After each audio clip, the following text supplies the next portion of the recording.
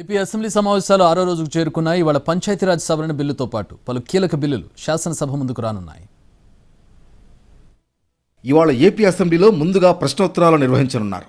ఆ తర్వాత Anantapuram Hindupur urban development authority వార్షిక ఆడిట్ రిపోర్ట్, గత ప్రభుత్వ హయాంలో రిపోర్టులు ఆలస్యం అవడానికి కారణాలను సభ ముందు ప్రవేశపెట్టనున్నారు మంత్రి నారాయణ. అలాగే డివిజనల్ రైల్వే యూజర్స్ కమిటీ ప్రతినిధిగా ఎమ్మెల్యేల్లో ఒకరిని అసెంబ్లీ ఎన్నుకోనుంది. ఆ తర్వాత 2024-25 గ్రాంట్స్ కోసం డిమాండ్స్ పై చర్చ జరగనుంది.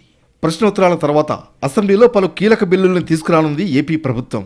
ఏపీ పంచాయతీరాజ్ సవరణ బిల్లు 2024ను ఆ శాఖ మంత్రి డిప్యూటీ సీఎం పవన్ కళ్యాణ్ సభలో ప్రవేశపెట్టనున్నారు.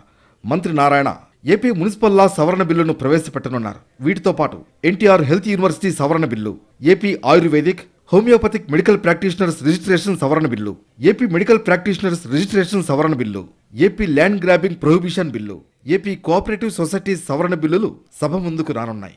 వీటిపై చర్చించి శాసనసభ ఆమోదం తెలపనుంది.